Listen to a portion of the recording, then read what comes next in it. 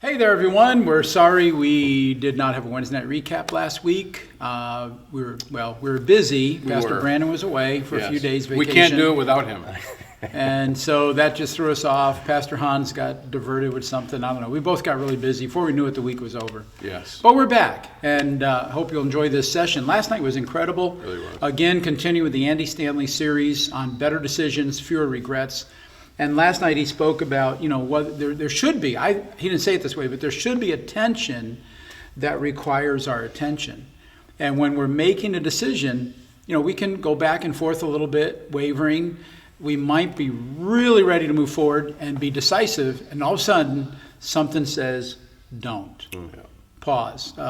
What does Dad say? Red flag moment. Red flag moment. Yeah, Charles Stanley said a red flag moment, and you've got to listen to that. Yeah, and then he talked about pausing. You have to pause. Yeah, pause. Don't feel like you're forced to follow through on that decision. Mm-hmm. But anyways, concerning last night, was there any one thing that stood out to either of you two? Yeah, because you were talking about your house and how it came to be, and long story short, you knew that was the house, and it all worked out, but just ups and downs. And But I was going to say to that, you said that you went and the lady couldn't open the lockbox, and then the next time she went, she opened the lockbox, couldn't open the house. Yeah.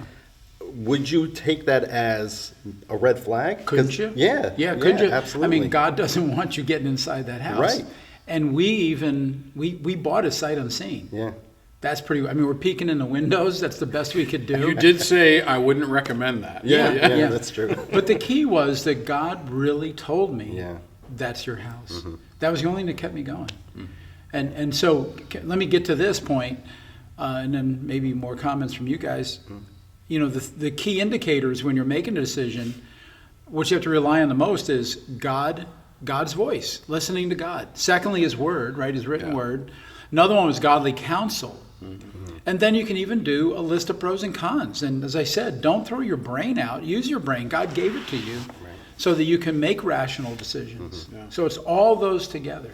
And when Andy brought up the passage in 1 Samuel 24 with David and the story about how David was hiding with those men. He was in a cave. Saul went into the cave to go to the restroom, and David spared Saul's life.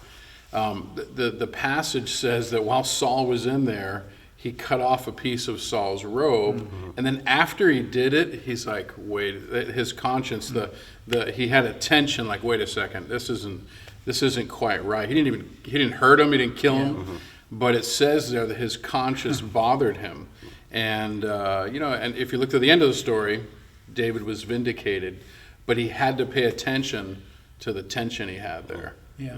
Because also what you said, you just listed what we're supposed to do as we're making a decision, and what you don't do is act on emotion. Right. I would have mentioned it last night. I just didn't get an opportunity, but there was. I made up in my mind, I'm going to make this work. The situation I was in, I'm going to make it work. And I woke up that morning and I got a scathing email that just totally confused me. Wow. And I didn't know, am I reacting emotionally to this email? Or is God telling me, no, you're right. Like, you were right before. And here I'm trying to justify, okay, I'm going to make it work. I believe God was pulling me out of there. Yeah. And I could have ignored that. Hey, that's a good point, too. There's so much to cover on this. Yeah. Media, social media, internet. If you get an email or a text, you don't have to respond to it right away. Right. Yeah. I know we want to. Yeah. We want to just get it back. You're going to start a war of words that's just going to get more and more ugly. Yes. That would have been a good thing for last night's discussion. Yeah. And when it comes to that tension that we need to pay attention to, you use examples of a house, of a job. I can relate that with different places we've served over the years, feeling that tension, having to pay attention to it. When I tried to ignore it, the tension actually got worse. And so really pausing. I think pausing is key, knowing that you don't have to answer that email. You don't have to. I don't have to make this decision or the special on that car. It's going to end today. I need to make a decision. Yeah. You don't have to. We always feel like we have to. We do. But the strongest message that came through last night was pause. Just stop. Just stop for a minute. Yeah. That's hard. It is hard to do. Sometimes. Because especially, again, I've gotten correspondences that weren't pleasant.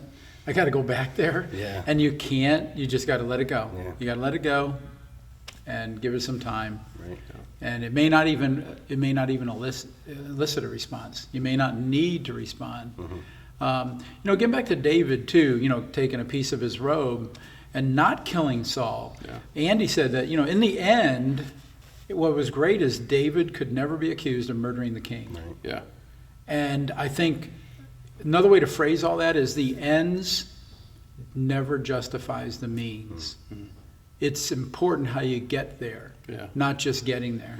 Yeah. And a lot of people today, they've forgotten that. Because you can have a story. I mean, Yeah. can you imagine if David's story was, well, I knocked off the king and I'm the king. Now I'm king. Yeah, Big deal. His story Yeah. that he could tell was very different. That's been done all through humanity, right? And how would God be glorified through that? Yeah. So true. And then if God told David, you're going to be king.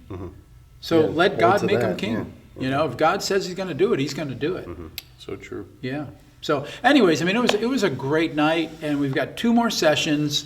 If you haven't been out, we'd love to see you. I mean, you're just, it's much better in person, covering the whole gamut than just a quick recap. But thanks for tuning in today, and hope to see you Wednesday night. God Have a good bless. one.